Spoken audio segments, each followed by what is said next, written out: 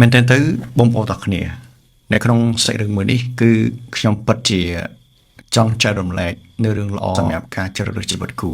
គន្លឹះជីវិតគូដែលត្រូវជោគជ័យគឺវាពឹងផ្អែកទៅលើរឿងរ៉ាវជាច្រើនដែលយើងសង្កេតមើលមុននឹងយើងសម្រេចចិត្តថាជ្រើសរើសនរណាម្នាក់ចូលមកក្នុងជីវិតការជ្រើសរើសជីវិតគូ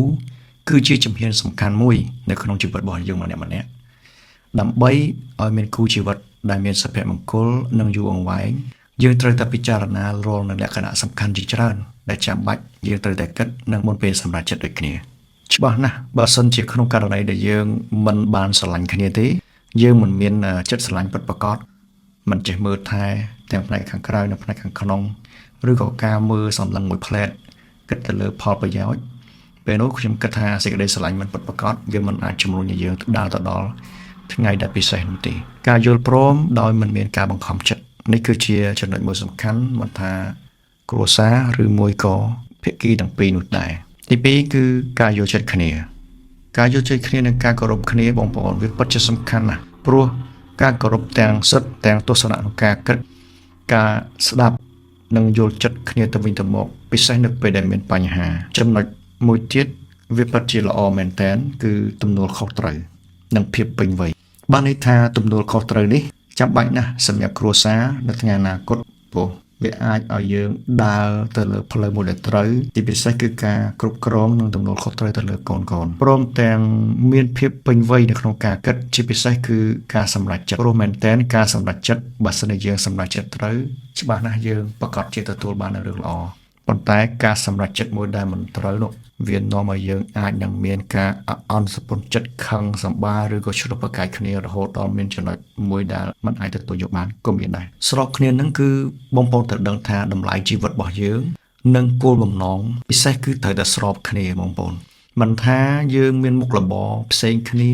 ប៉ុន្តែអ្វីដែលសំខាន់នោះគឺភាពស្របគ្នានៅក្នុងការគិតគឺមានទស្សនៈឬក៏គោលដៅជីវិតមួយដែលប្រហាក់ប្រហែលគ្នាវាពិតជារឿងមួយដែលសំខាន់ដែលបងប្អូនមានសុខភាពផ្លូវចិត្តនិងសុខភាពផ្លូវកាយល្អព្រោះមែនតើទៅនៅពេលដែលយើងមានសុខភាពល្អគឺអាចជួយគ្រប់គ្រងគ្នាបាន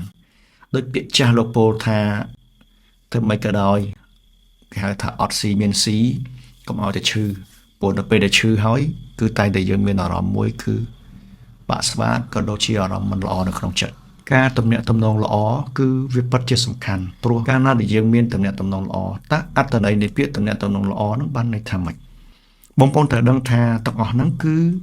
យើងអាចបើកចិត្តនិយាយគ្នាទៅវិញទៅមកឬមួយក៏នៅពេលដែលមានបញ្ហាអីមួយគឺយើងមានសមត្ថភាពក្នុងការដោះស្រាយបញ្ហាដោយសន្តិវិធីដោយមិនយកកំហឹងកំហល់ឬមួយក៏ការសម្រេចចិត្តមួយដ៏ខុសសេចក្តីស្មោះត្រង់វាពិតជាសំខាន់នៅក្នុងជីវិតគូដែលបងប្អូនតែងតែចង់បានថាខ្ញុំត្រូវការអ្នកស្មោះត្រង់ពេលហ្នឹងហើយគឺ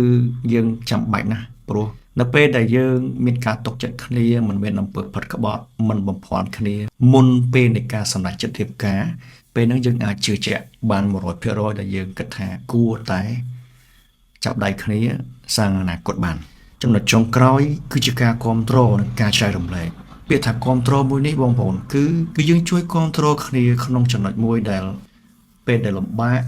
ក៏យើងលំបាករួមគ្នាពេលដែលសប្បាយចិត្តពេលដែលមានសំណាងក៏សំណាងរបស់យើងរួមគ្នាដែរការចែករំលែកទំនួលខុសត្រូវនេះមិនទៅលើតែបុគ្គលទាំងពីរទេពេលឆ្នេះហើយខ្ញុំគិតថាការជ្រើសរើសជីវិតគូវាអត់ស្រួលទេវាពិតជាពិបាកសម្រាប់ការជ្រើសរើសចឹងហើយសូមឲ្យបងប្អូនមុននឹងសម្រេចចិត្តក្នុងការជ្រើសរើសនរណាម្នាក់អាចគិតមើលចំណុចដែលខ្ញុំបានលើកមកនេះហើយធ្វើការសម្រេចចិត្តដោយប្រើការគិតកុំស្រឡាញ់តាមមួយផ្លែតធ្វើឲ្យខូចអនាគតកុំសម្រេចចិត្ត